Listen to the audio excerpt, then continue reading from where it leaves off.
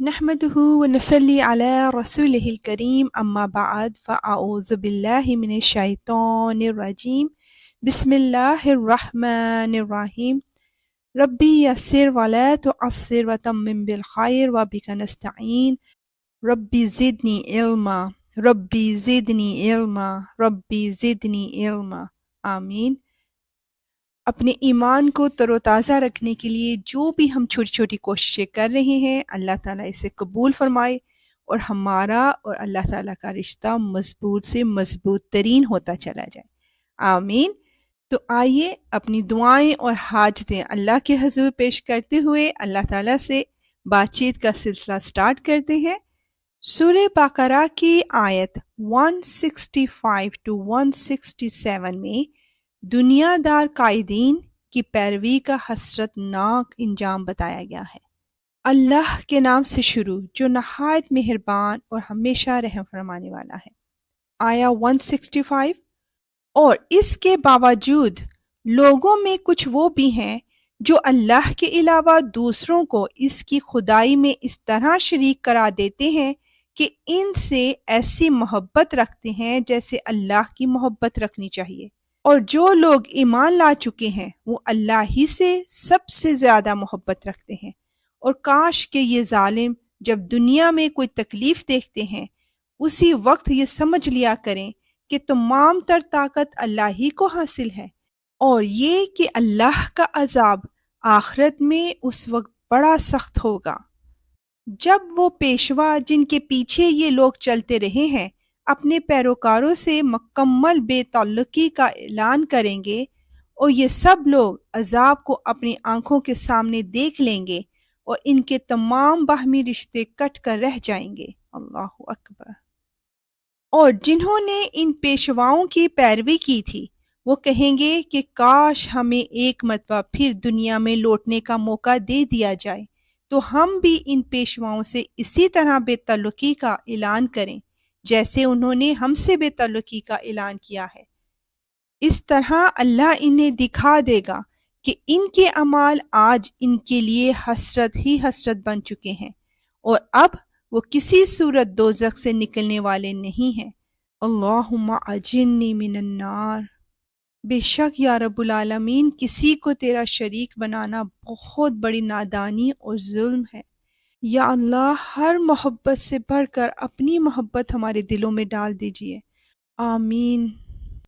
آیت 168 to 171 میں حلال اور پاکیزہ رزق کھانے کی تلقین کی گئی ہے۔ اے لوگو، زمین میں جو حلال پاکیزہ چیزیں ہیں وہ کھاؤ، اور شیطان کے نقش قدم پر نہ چلو، یقین جانو کہ وہ تمہارے لیے ایک کھلا دشمن ہے۔ بے شک وہ تو تم کو یہی حکم دے گا کہ تم بدی اور بے حیائی کے کام کرو اور اللہ کے ذمے وہ باتیں لگاؤ جن کا تمہیں علم نہیں ہے۔ اور جب ان کافروں سے کہا جاتا ہے کہ اس کو اللہ نے اتارا ہے تو وہ کہتے ہیں کہ نہیں، ہم تو ان باتوں کی پیروی کریں گے جن پر ہم نے اپنے باپ دادوں کو پایا ہے۔ بھلا کیا اس صورت میں بھی ان کو یہی چاہیے جب ان کے باپ دادے دین کی ذرا بھی سمجھ نہ رکھتے ہوں اور انہوں نے کوئی آسمانی ہدایت بھی حاصل نہ کی ہو۔ اللہ اکبر۔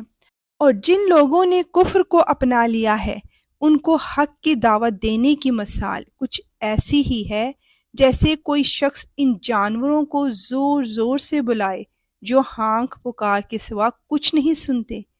یہ بہرے، گونگے، اندھے ہیں، لہٰذا کچھ نہیں سمجھتے۔ استغفر اللہ۔ یا اللہ تو نے جو ہمیں بے شمار نعمتیں دے رکھی ہیں، یا اللہ ان کا صحیح حق ادا کرنے اور شکر ادا کرنے کی توفیق عطا فرما، اور ہمیں ایسا پاکیزہ کشادہ رزق حلال عطا فرما جو ہمارے لیے دنیا اور آخرت میں بھلائی اور کامیابی کا باعث بنے، آمین۔ آیت 172 to 173 میں مزید ایکسپلین کیا جا رہا ہے کہ کیا ہمیں کھانا ہے اور کیا نہیں کھانا۔ اے ایمان والو، جو پاکیزہ چیزیں ہم نے تمہیں رزق کے طور پر عطا کی ہیں ان میں سے جو چاہو کھاؤ، اور اللہ کا شکر ادا کرو اگر واقعی تم صرف اسی کی بندگی کرتے ہو۔ اس نے تو تمہارے لیے بس مردار جانور، خون اور سور حرام کیا ہے، نیز وہ جانور جس پر اللہ کے سوا کسی اور کا نام پکارا گیا ہو۔ ہاں، اگر کوئی شخص انتہائی مجبوری کی حالت میں ہو اور ان چیزوں میں سے کچھ کھا لے جبکہ ان کا مقصد نہ لذت حاصل کرنا ہو اور نہ وہ ضرورت کی حد سے آگے بڑھے، تو اس پر کوئی گناہ نہیں۔ یقیناً اللہ بہت بخشنے والا، بڑا مہربان ہے۔ بے شک یا رب العالمین، یا رب العالمین، یہ تیری رحمت اور محبت نہیں تو اور کیا، کہ ایک طرف تو نے ہمیں حرام چیزوں کے متعلق بتایا اور دوسری طرف ہمیں یہ رخصت بھی دے دی، یہ اجازت بھی دے دی کہ دیکھو اگر تمہاری جان پر بننے لگے بھوک سے تو ان چیزوں میں سے اتنا سا کھا لو کہ تم بچ سکو۔ اللہ اکبر۔ اے اللہ، اس کتاب قرآن پاک میں سے ہماری زبانیں جو پڑھتی ہیں اس میں ہمیں تفکر، تدبر اور اس کی سمجھ عطا فرما، اور اس کے معنوں اور عجائبات کی پہچان کروا، اور جب تک ہم زندہ رہیں اس کے مطابق عمل کریں۔ بے شک تو ہر چیز پر قدرت رکھنے والا ہے۔ انشاءاللہ ملیں گے اگلی آیات کے ساتھ۔ اب اجازت، وآخر دعوانا ان الحمدللہ رب العالمین۔ سبحانک اللہم وبحمدک، اشہد ان لا الہ الا انت، استغفرک واتوب الیک۔